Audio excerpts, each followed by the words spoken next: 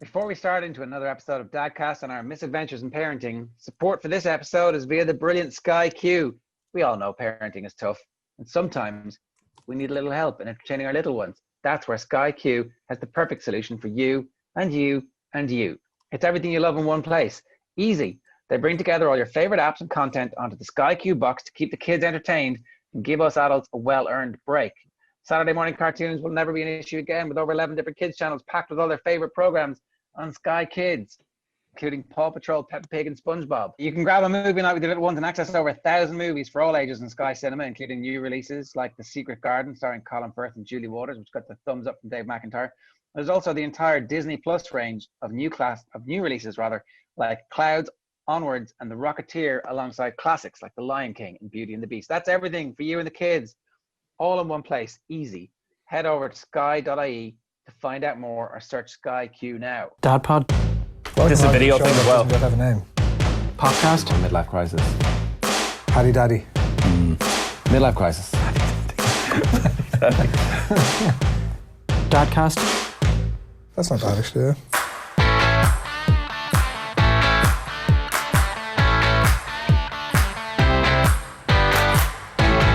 And you're very welcome along to this week's episode of Dadcast. Stone Age is your opinions, Adrian, or is that something that you want? Whoa! Stone Age, the legendary pet. Right. That's what. Go on, in case anybody missed it. There's been an intro in between. So yeah, the young fella's just mad into the. I don't know if you find it, but like he just hops from one thing to another, and at the minute it's whatever I said there, Stone Age something or other, and it's I can't keep tracking. Huh? We do not find that. We find that they get in, they watch every single episode of that 100 times, and then they get bored of it and never watch it again. They do not hop from. It's like you get into an addiction. It's like, oh, this week it's crack, next week it's cocaine, the week after it's speed, the week after that. You don't mix those because everybody knows you get a speedball and die like River Phoenix. So that's not going to happen. They don't mix. Some of it is maybe for those reasons, I kind of want to keep him moving from one thing to another. So if he's getting too fixated on one thing, which the evidence of stopping this morning to talk to the wall, to talk to Mooga Booga might suggest that we're time to move on, I'll generally say, oh, they're not showing that one anymore. He's at that age where he'll believe that. They're not showing that one anymore, so we've got to move on to the next thing. I have an important question that I should have pretended came from a listener. How do you pretend to fake interest in the latest plot twists of these shite cartoons? Oh, I wish I knew, because all my lads talk about now is this Roblox, and it's this other language. And every morning I'm like, okay, tomorrow in the car I'm going to ask some proper questions, and I'm going to really get to grips with this other world that they seems to take up the vast majority of their life. That they enjoy being in that world far more than this actual world. But then they start talking, and I'm like, what in the name of hell are you on about? I'm gone. I can't keep up. There's too many different characters. You know, at that age, there's like 80 different characters, but they know each one perfectly, what their value is, how much they desperately need them more than anything. And yeah, because I guess, isn't that the thing? You've got to connect at their level. But their level's too complicated. Their level's far too complicated. This is terrible. How quickly we aged. It was just overnight. Anyway, welcome along to this week's episode of Dadcast. All the dads are here. Nathan's here. Adrian's here. Dave is here. Dave is here in body and spirit. We've press ganged him into doing this, but you're in the middle of a house move. I'm always present in body and spirit, Ger. Yeah, the house is looking like those houses I'm sure we all lived in at some stage, where you were renting a room in someone else's house and there were no pictures on the walls, there was no carpet on the floors, there was no nothing comforting or intimate about the surroundings. So all the stuff that makes this home ours is in a box somewhere or in a bedroom in my parents' house. So yeah, it's gonna be another week or two before we leave, but it's becoming decidedly more cluttered and less comfortable as the days go by. Trying to decide which night I need to start taking apart the beds and the kitchen table and all that sort of stuff. But we're getting there. Is it emotional? We're getting there. No, I don't think so. I don't think I'll be emotional. We've been incredibly lucky and incredibly happy where we are. We've been here for 15 years, but I don't know. I wasn't sentimental in any way when I left my parents' house to come live here. I don't think I will be when I'm leaving this house, you just move on. It's just the way it is. What age were you then when you left your parents' house? I was 26. Oh, And had you been living there non-stop since you were 0? Yes. Woof. What? They must never have had any sex ever. That's terrible. That's not fair. Yeah. No, I did live for a year and a half down in Waterford at one stage, but that was while also living here the other 2 or 3 nights a week. But yeah, no, it's an adventure. I don't think it's an adventure that's going to be a huge amount of fun, but hopefully the main thing is the 2 lads aren't too affected. So we've been talking about it a lot, and we've been bringing up the fact that, you know, this is our 3rd last week. This is our 2nd last week. You're coming into your last week. What are you going to miss? What won't you miss? Is there anything you want to make sure that we have with you? What do you want to put up in your new room? Telling them that how close they'll be to certain things that they're not as close to at the moment. So I don't think either of them, the signals right now are positive in that I'm not sure either of them will be overly upset. But I guess only time will tell. We'll be a few weeks in the new house maybe, and they'll pine for their old surroundings and their old bedrooms. But we will do our best to manage that. You guys have all, I think, certainly Nathan and Adrian have gone through house moves in recent times, haven't you? Where the kids are of an age to at least have some semblance of understanding of what's going on. Are there any pitfalls I need to avoid? I was probably a bit young. My kids were probably a bit younger. So we moved here 5 years ago. We did move out for 3 months last year. I just moved out. You know, the rest of them stayed. It was a sad time for our family. No, Jesus. My kids were too young. They didn't have any friends. If we were to move now and they were 7 and 8, I would imagine it'd be quite difficult if you were saying, "Oh, all your mates say goodbye. You're going somewhere brand new." I'm sure you'll get some new friends. It'll be just fine. But I'm not more excited of as you said, the new bedroom, the new surroundings, the sense that anything is possible in this new house. No. Doesn't know. Sorry, as you can see from the shadows moving in the background, I'm trying to manage the situation here. Are there a lot of X's going up on the wall, Dave? Well, they are both on 1 at the moment, and I have since promised a second. But behaviour in the last week has been very good, I must say.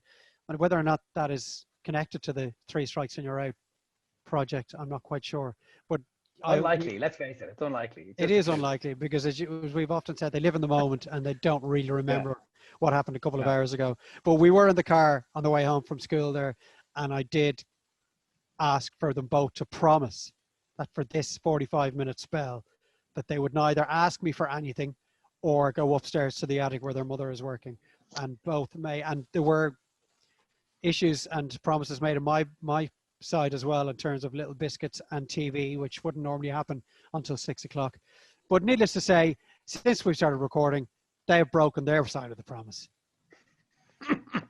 Because just 2 seconds ago, they came out fighting. Just can't trust them, Dave. And there was a soldier fired across the kitchen floor.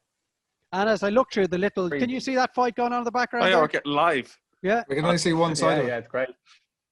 Yeah, it's like you've set this up for TV that, you know, because they're children, it's blurred out. All we can see is the shadows. But if there's proper damage, we will actually, you know, we'll get a good sense of it. I just did my... just when you're talking to them, I want to hear how Dave McIntyre disciplines his children. You know that scene from... complete another brain fart here. The Tommy from, you know, the gang in Birmingham. What's it called? The gang in Birmingham. Peaky Blinders. You know that scene where he's walking around each of them and a finger in the face going, "No effing fighting, no effing fighting." That's what, every time I'm on mute, I'm roaring that through the door. Minus the expletive, of course. You do the accent. No, but I should. I should do the accent as well. Yes. When we moved, ours were definitely too young. Ours were definitely too young because we moved house. So myself and Con moved into the house on, I think it might have been like a Tuesday, and we were here for a night. And then my wife and brand new baby came home the following day when we literally just moved into a new house. It was extraordinarily good timing, or absolutely shy timing, as was very much the case at the time. There was like still, when we brought the new baby home, there was like 10 builders in the house. So it wasn't a good, not a good time to be alive at that stage.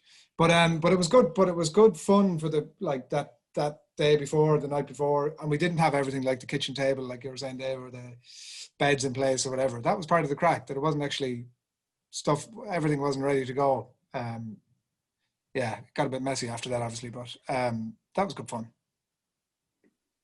It was kind of cool.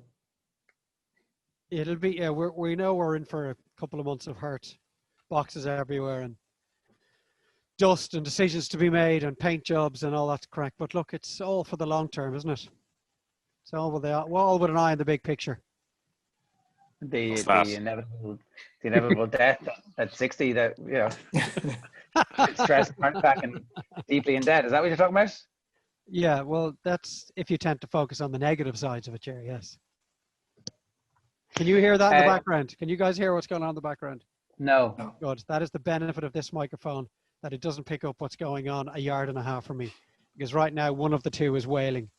I'm pretty sure it's the older guy. But let's just move on, shall we? I presume there's another X gun on the box there pretty quickly. Well, it's all the way over at the fridge, so can't quite get to it at the moment. But the promises have been shattered. They haven't been broken here the last 15 minutes. They've been shattered beyond repair. Would you ever move straight from like 0 strikes to that? Sorry, that is enough. You've been 3 full in one go. No, because as we discussed last week, if they max out too early in the day, then you've got, you know, a loose cannon. You have a loose cannon walking around for the next few hours with absolutely nothing to lose. That's true. A renegade. Yes, exactly. Adrian, you wanted to ask Dave about a big moment in his life that happened at the weekend against all the odds. Deeply personal moment, Dave. The overall, like you're obviously, people can tell of your accent, you're not from Cavan, but you've spoken often enough on the podcast about your connections there. And I just thought there's something beautiful about, I have it to a degree with my parents being from my own Galway. And there's something really nice about being able to connect with your folks' home place through sporting success or failure, is that more often the case? Yeah, yesterday was special, really, really special. I've been chatting with you lads for, 12 or 13 years now, and it was very apparent very early in my love for Cavan football, because people don't know, both sides of my family, mother and father, are all from Cavan. All the cousins and uncles and aunties and grandparents are all Cavan. We were steeped in Cavan football as children. We were dragged from pillar to post across Ulster to pretty much every county ground, usually to see Cavan been beaten, because people who followed the football will understand that yesterday's Ulster title win was the second in 51 years. So it has not been a good half century for Cavan in terms of success at provincial or indeed All-Ireland level. So yesterday was amazing, but one of the best parts about it was, obviously it was against the odds. It's probably the hardest won Ulster title in my lifetime because of what they had to go through to get there. But Nicky had taken the younger guy to the shop yesterday afternoon, so it was just myself and my 6-year-old. And he was on the couch and he was playing something on the iPad. And he was quiet and he was happy enough, and he could see I was getting increasingly excited, and the temperature in the room was beginning to rise and the tension levels were beginning to become a bit more noticeable as we got towards the end game up in the athletics grounds. But I managed to convince him, and it did take a bit of cajoling, but I convinced him to put the iPad away. I think the clock had ticked into the 63rd minute. Cavan were maybe a couple of points up. And I said, you won't regret this. Something very special is about to happen here. You've no idea what this will mean to your grandfather and your grandmother if Cavan, who are the blue team, get the job done here. And he put the iPad away and we watched it together on our feet for the last 7 or 8 minutes plus injury time.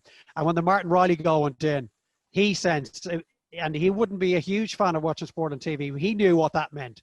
And the whole place just went crazy. And I had the front door open and I was bellowing out onto the street. And he was in my arms the whole time. As difficult it is now to nearly pick him up because he's got so big. But just to have him there and to have that moment with your son. And, you know, it's different for Dubs or Mayo men who routinely win provincial medals and provincial titles. But like from a Cavan point of view, this may not happen took 23 years for yesterday to happen. So to have my 6-year-old there with me to experience it just for that 15 minutes was amazing. And then his pa was on the phone on WhatsApp video straight away, and he was roaring into the phone, Cavan have won, Cavan have won. Not quite sure he knew what it meant, but he was certainly adding to the magic of the moment. And then the uncles are on the WhatsApp then, and my brother who's in the Lebanon, he's on the phone, and It's just unbelievable. And this was all on the back. I mean, the litmus paper had been lit by Tipperary and 2 hours beforehand. So I think I tweeted yesterday, it was combined 108 years wait for the two counties for their provincial titles. So that's the first proper sporting moment I've shared with either of them, and it was incredible, just incredible. 18 years. Is that 18 years? 23 years for 23. 85 for Tip, obviously. So you would have been. I was 17. 17, right? Yeah. Were you at the game? In 97. Yeah. Oh God, yeah. Oh yeah. Tears. There were tears shed that day. I remember running across. I was on the terrace side of St. Tierna's Park, so we were sprinting across to the far side, the main stand, to where the Anglo-Celt Cup was going to be given to Stephen King. And I, at 17, I was obviously a sports fanatic already, so I knew what it meant. But to see full-grown men absolutely bawling on the pitch that day, because Cavan hadn't won since '69, so even then, that was what, a 29-year wait, 28-year wait the last time. So, and it was different this time because none of us could be there, and obviously the players had no one to go kind of run to afterwards, but pretty incredible, just incredible all around. I was thinking about the likes of Westmeath in '04 and what it must have meant for you, Adrian, and how many fathers probably experienced that with their sons, and with absolutely no experience previously of their county winning a provincial title. It's, for the counties that rarely experience it, it's spectacular. Yeah. It's different it was slightly different for us in '04 in that, like, my parents are not from Westmeath, and they'll get behind them as their second team, but they're not really that fussed. I mean, they are. They follow them. I would have been to a load of Westmeath games, and we'd people from very close to us who would have played with Westmeath all through the years, and so we would have had that connection. But they were far more excited about Galway Mayo. But it's the connection, Dave, isn't it? It's like that thing where, you said your dad was straight onto you after the final whistle. And like, it's that connection. You were at the game, obviously, and what did you say, was it 97, 98? The two of you together. 97, come on. How do you not know this? What the fuck? You're saying it as if it's this new thing that nobody's ever thought of before, that Cavan haven't won a Ulster title. I like that Dave thinks that in Mayo we've had nothing but success, so that, winning a trophy isn't something we would ever get excited about. You won 5 Connacht titles in a row and didn't give a shite by the exactly. But so my mother's from Mayo, and I would say the top 5 things that over the course of our lifetime that we've discussed, Mayo football is in the top 5. There's absolutely no question about it. And like, it's the ribbon and a bit of crack, and like, it's a fantastic point of connection with your parents. Like, it's just an incredible thread that is constantly and always there, regardless of success or otherwise. Like, success is lovely, but it's an incredible point of connection, I find. So this is why you want your kids to play sport. Dave is on mute there. It's not necessarily why I want my kids to play sport. It's why I would love them to be interested in it. Because sport is such a great way to connect with where you're from and with your roots. Now, it'll be slightly different for the two lads because, the connection to Cavan is one generation removed. Both of their parents are Dubs, and 2 of their 4 grandparents are Dubs. So obviously, as each generation of our immediate family moves on, the link to Cavan grows weaker and weaker. So that's why I will always try and talk to them about it. And I know when they get older, my father's will look to bring them around some of his old haunts. And every time we drive through Virginia, for example, I'm pointing out the landmarks. That's where your granddad grew up. That's where he went to school. That's where he worked. And this would be en route to the farm, which is on my mother's side, a few miles up the road. But sport is a brilliant way to be able to reconnect with your roots in that regard, because it's such a county-wide thing. And there would be Cavan people all over the world in the last 24 hours that are just like walking on cloud 9, because it's such a rarity. And even the scenes from the drive-through in Breffni Park last night were just absolutely amazing. So I'll remember the 97 Ulster title because I was able to share it with my dad and my uncle. And I'll remember this one because I was able to share it with my son. So very special. And I don't think we'll ever forget yesterday. It was just top class. Let's not talk about the fact that they were playing Dublin in the All-Ireland semi-final. And a question that has been asked to me, probably by some of you 3, and definitely friends of mine over the last 20 years, or certainly once I became a commentator. What do you do if Cavan play Dublin in an All-Ireland final at Croke Park. Well, it's not quite a final, but it is going to be a semi-final, and I will be commentating on it. So I haven't thought that far, but look, the fact that Dublin are going for 6 in a row. I mean, you've been all day long, Dave. Like, it's, you know, I could try and talk about who. It wouldn't really bother me, you know, who won that game. And when you're behind the mic on the day, you just do whatever you need to do as part of the job. But Dublin are going to probably win next year's All Ireland, aren't they? I'm sure they wouldn't begrudge Cavan a place in their first All Ireland since 1952. Isn't the bigger question if you'd rather? I was talking to one of my neighbours this morning. It was from Cavan, obviously on Cloud 9, but it was like, if you offered it to me now to just end the championship, I'd take it all day long. Just be done with it. Like, just give Dublin the trophy. Like, I'm sure Mayo and Nathan would have something to say about that. I'd say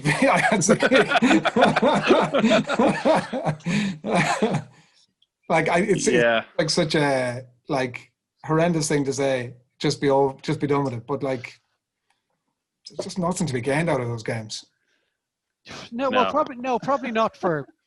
It's probably not for the so-called weaker sides that are left, and obviously you would expect Cavan and Tip to be the underdogs going into those two semi-finals. But it is, I think the two games are an irrelevance. Like, anyone that would have been with their parents yesterday that was from Tipperary and that has been part of the football journey in Tipperary for the last 10 or 15 years since they've put the building blocks in place around 07 and David Powers involved from the start. Anyone who shared that with their dad yesterday, for example, or their mother, or their grandfather, it doesn't really matter what happens against Mayo. And I mean, from a personal point of view and from a Cavan point of view, what I experienced yesterday with Dylan, it doesn't matter. If Dublin do as a lot of people expect them to do and make it a one-sided semi-final, it doesn't in any way dilute what people and families from Cavan would have experienced yesterday afternoon. Not at all. It's an irrelevant game. It's a bonus game. It's a chance of the players to play in Croke Park, but it's not much more than that. This turned into a sports podcast pretty quickly there, Adrian. Yeah. I know, yeah. You'll never just when you were talking there, I was thinking about 17. I've thought about this before. I think it's around maybe like a couple of years below that, definitely a couple of years above that, around the perfect time to be able to experience those kind of games, isn't it? Like, that's the sort of stuff you want at that age. Like, it means you have no context of anything other than this being the most vital and important thing that could ever exist. Like, there's no other context to it. This is the be all and end all in a way that I'd say probably at our age is now. Like, you do get carried away in the moment, clearly, but like, there are other things at play. Really? I would say the opposite. I would have said at 17, 18, there's a lot of distractions in your life. And, you know, you think, well, I would say Dave in 97, I'd say Dave in 1997 sort of thought, yeah, I'm enjoying this, but it'll probably happen again sometime soon. So, yes, it's brilliant and it's wondrous. I think now I appreciate moments like that far, far more. I don't know. I think in 97, I think we understood the enormity of it because it had never happened in my lifetime. And I was 17. And I knew how far back it was since the last one. I think almost to the opposite of the point of what Adrian is making, the defeats and the dark days become less annoying. For me anyway, since I became a father. Like, I get over defeats for the teams that I follow much quicker than I used to, because there is far more going on and there are far more important things like the health of your children and the happiness of your children and getting the mortgage paid and everyday life things that means the sporting events are probably a little more of a distraction. So the opposite of what you're saying, Adrian. In fact, I would go back to 97 when I didn't really have a care in the world and there was nothing really more important that day than Cavan winning that Ulster title. I didn't have to worry about whether the lads had clothes cleaned and pressed and ready for school tomorrow. And, you know, we have a parent-teacher meeting coming up this week. How is that going to go? All those kind of things that supersede anything that happens in the sporting world. But in 97, that's what it all was about. It was just, this is the most unbelievable thing that's ever happened. Clothes cleaned and pressed is too ambitious, Dave. You're ruining things for the rest of us here. Pressed? They're kids' clothes. Yeah. They don't need to be pressed. Forget the press. I agree. They don't even need to be clean. They don't even need to be clean. They just need to be laid out. I like to have them laid out before bedtime. That's fair enough. Parent-teacher meetings, they going to happen virtually? Yes. Obviously. Yeah, you go online and you book a slot. So it's happening next week at some stage. Not 3-minute slots? Not looking forward to it. I think it's a 10-minute slot. That's quite long. I've heard of some 3-minute slots being allocated in some schools. Yeah. Your child is a pain in the hole. Oh, bye. Time off. Well, that's it. The 3 minutes comes in very handy if that's the narrative of the story. Yeah. Obviously, you'd like the 10 minutes to be spent with the teacher waxing lyrical about what a beautiful and wonderful child you have and how incredibly intelligent he is, and he's way beyond his years, and he's a child prodigy. I don't think it's going to go down that road. Who knows? It'll be a bonus. Yes, exactly. Takes too much after you instead of his mum. Is that the problem? Well, look, I was a very good child. Careful. Very good child in school. But you guys have more experience in parent-teacher meetings than I do. Jerry, you've had them. You've had them in person. So, I mean, what are they like? They're fine. Like it's like a 10 minutes where you're like, is my child a weirdo? No. Oh, great. Can they, maintain a conversation at some level? That is yes. Are they doing what they're supposed to be doing? Yes. That's my ambition is relatively low when it comes to this stuff. Would you think like, just to sort of contract, would they tell you if your child was a weirdo, would they be likely to go, no? Yeah, I think so. Would they? Yeah, I think it's slightly different in mine because my wife is a teacher in the school. Yeah. So therefore I'm like, oh yeah. How's about you just leave me at it? Because it seems like you've already made up your mind what is going on with our child here, and you're sort of leading down their teacher down a certain path of But I think parent-teacher meetings are very different now from when we were growing up. Like, if there's any major issue with your child, they're not waiting 4 months into the year to let you know. There's all sorts of procedures and processes that they go through to ensure they're getting whatever help they need. But I'd be the same as Ger. I think you have a fair idea as to how your child is doing in terms of the academic stuff. It's, as Ger said, are they all right in class? Have they got friends? Do they talk to everyone? Are they nice to everyone? And once you hear that, you're like, all right, grand. Everything else you can sort of deal with. Because there's very little way of finding that out during the school term. Do you guys get anything out of your kids school-wise? We get nothing. Like, it's a one-word answer. How was today? Good. Did you get to play? Yeah. Anything else happen? No. And then please stop asking me about school. So we will have to rely on the teacher to keep us informed as to how they're doing. I do know that he goes in happy and he comes out happy. But what happens in between is a mystery at the moment. Yeah, I hear it was Science Week. What did you do this week? Nothing. But it was Science Week. Yeah, science. And what are you doing as part of Science Week? Nothing. Oh my God. Yeah. There are hints and tips for those conversations that you're not supposed to ask those questions. It's like where they can say no. Yeah, what was your favorite bit? What were you good at? Oh, and what bit did you not? I don't know. I'm with 3 questions in, you're like, shoot me now. It's not it's hard work. Tell me about the fucking dinosaurs in the fucking. Tell me about water rats. We had an interesting trip to school this morning. I was asked to go through Bloody Sunday this morning on the way to school, from start to finish, the significance of it, the background to it, why it happened, who was involved, who are the bad guys and who are the good guys. And it's difficult to get it across in a 15-minute conversation, but I made an attempt. I did go back like several hundred years as to the very origins of it. You didn't show them a 3-minute highlight reel, did you? No, who would do that? There's no need. No, this day and age, there's absolutely no need for that. But by the time we pulled up to the school gates, I had just touched on Michael Hogan and why Tipperary winning the Munster title yesterday was of such significance. I'm not sure any of it stuck, and I'm pretty sure if I asked him what Bloody Sunday was now, he probably wouldn't be able to tell me. But it was interesting that they asked me about it. I'd say I went into school and said, my daddy hates the Brits.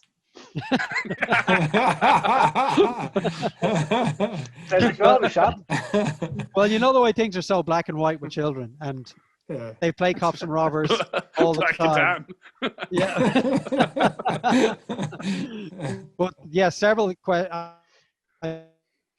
If he asked me about 15 questions during the discussion, and I'd say at least 5 of those were him just getting straight in his head who were the good guys and who were the bad guys.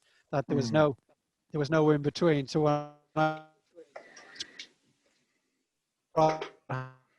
happened on the morning of Bloody Sunday, well, which group killed those guys and what were they about? But they were still the good guys, weren't they? So it's like we don't see it as everything is black and white, but they certainly do.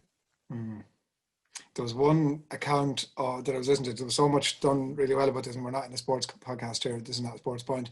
About one of the kids who had died, and I don't know, was it the first kid who had been in the tree and had been taken into one of the houses? I think it might have been on Fitzroy Avenue or one of those, right beside Crow Park, and it was before. So a family had taken him in to tend to him, and it was before any of his parents would have been aware that he had been shot. And there was like, I don't know, there was as Dave would say, there was a bit of dust in the room, but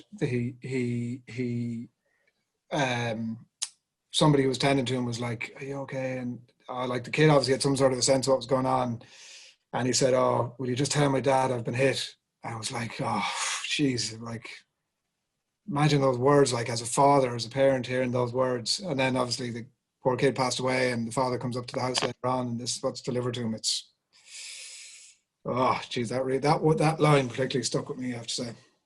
Yeah, I did mention that 3 of the victims were children. I don't know, maybe I should have left that bit out. They asked me for the they asked me for the ages then of the children, and but you're right, Adrian. I mean, it doesn't bear thinking about what it would have been like for the parents back then as the news started to filter through, and news that could have taken a few hours maybe to filter through, whereas today you'd find out very soon. But I was just surprised that I was been asked about it. Maybe where did they see it? I don't know. I think they definitely heard the words Bloody Sunday being mentioned over the last 48 hours, 72 hours. So I guess if you hear the word Bloody Sunday, or they know what blood is, and they're wondering what the hell does that mean. So I think that what it might have just picked up on that reference and then started asking some questions, and they would have got a brief synopsis of it. But this morning they were given the entire lowdown on what happened on that Sunday 100 years ago. But it's probably the most detailed, highbrow conversation I've had with the 6-year-old to this point. So it's a sign that they are getting older, and that maybe I'm going to have to actually know stuff as opposed to being able to work my way through conversations as I have done for the last 6 years. Okay, Google, give me a potted history of. Yeah, learn how to speak Irish quickly. There's an app in that. Is there? Oh yeah, there is. Yeah. What? For us, yeah, that could be a Kickstarter. Learn how to speak Irish so you can have conversations they can't understand. Is that what you're talking about? Well, that would be helpful as well. But no, well, right now they would be able to have far better conversations in Irish than I would.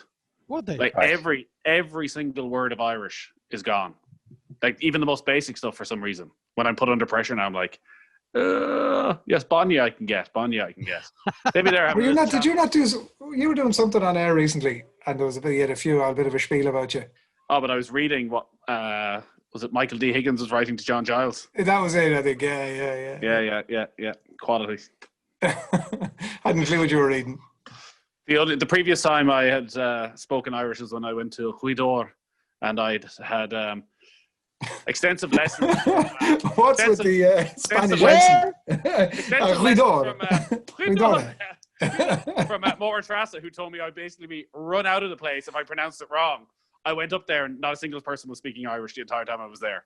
And when I went with my weird pronunciation of Guido, they were all looking at me going, "What are you doing? What are you doing?" Full pronunciation wanker. Yeah. Oh, here we go. Yes. What are you going to do? What am I going to do about the Irish? Yeah. Well, I presume this is where I say, "Am I fortunate to be married to a teacher?" She's going to teach you all of your, a little bit of cosplay coming in. Is that what that? Jesus Christ. No, I will leave the Irish teaching to her. Hey, look, sorry, it's been a long week. It's only Monday. I can't fucking believe it. Oh my God. Well, at least this podcast is better than the last one, where I had to get in contact with us on Twitter to say, I hope you guys are okay. Bit of a bummer, this one.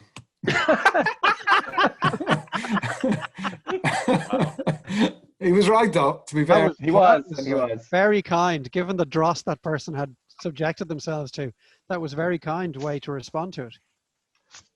I come up with better, more innovative ways of teaching, such as for maths, where they both have their own fantasy football teams and can now work out all the numbers as they go all the way up by just, figuring out how many points their midfielder got by his goal, and can tell me without even looking how many points their fantasy football team has every week, which I find is quite educational. My wife isn't so sure. Not really maths, but... That's totally maths. Yeah. That's how I learned my geography capitals from that's a good point, yeah.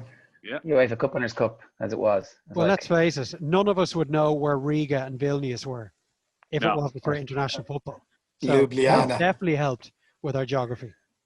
But when you're 6 or 7, it's Sofia. Like, wow. And that they were all behind the Iron Curtain. And even learning, why is it the Iron Curtain? What does that mean? Like, they were... Those bits of football certainly stand you in good stead. So it's not all a waste of time. Oh, you're right, because even Ljubljana, I know it's in Slovenia, right? Yes. Am I correct in saying it's Slovenia now? But Ireland never played Slovenia when we were growing up. And I don't remember any club team being from Ljubljana. So actually, until recent times, whereas you say, Dave, like Skonto Riga, I would have known exactly where Riga was. Would have known where all these teams were from. It's quite confusing if they went with, a name of a team that didn't mention the place. But yeah, poor Ljubljana. Have they no footballing history there? I don't know. Oh, they do. One of the Irish sides played them recently. Well, you mean history as in... Is that what you mean? Well, they would have been footballing history. A great Czech team of 58. Is that what you're talking about? Yeah. Sure. Right. Yeah, but of course, it wasn't an independent country when we were growing up, Nathan. So no. They never would have made it to the European Cup or the UEFA Cup, because I assume the Yugoslav champions. They were footballing backwater. Ljubljana's in Slovenia. Slovenia. Oh, Slovenia. Sorry, okay. Slovenia, not Slovakia. Yes. Well, there you go. We all knew. Okay, Google. Speaking of empires, anybody watching The Crown? Yes. Loving it. Right. Absolutely. Well, I'll have a talking point for next week. Well, there's an awful lot of just started watching over the weekend of parenting issues that we could dive into in The Crown. Absolutely. Yeah. You're only on season 1. Season 1, 2 episodes in. Ah, well, here, come on. Jesus, we're going to ruin if you want to talk about anything for The Crown, we're going to destroy it for you, because then we're not. The parenting issues that you'll have seen in the first 2 episodes. No, I don't want to spoilers, and we shouldn't be giving our audience any spoilers, but like we can have talking points out of it. I don't want any spoilers. I mean, I know that there are. Well, it's very difficult when we know how the character develops. I know, but also and we know the effect of like what Usual Suspects. Like, so what, Charles has been sent off to boarding school or something. Is that the one you're watching? No, decided that they're not going to be the House of Mountbatten, that they're going to be the House of Windsor. And George is walking up to, or Philip, what's his name? The old lad now, other racist. The Duke of Edinburgh. Yeah, so he's walking up the stairs looking at his son, really poignant moment at the end of it, and you can tell he's like, you're not a Mountbatten, you're a Windsor.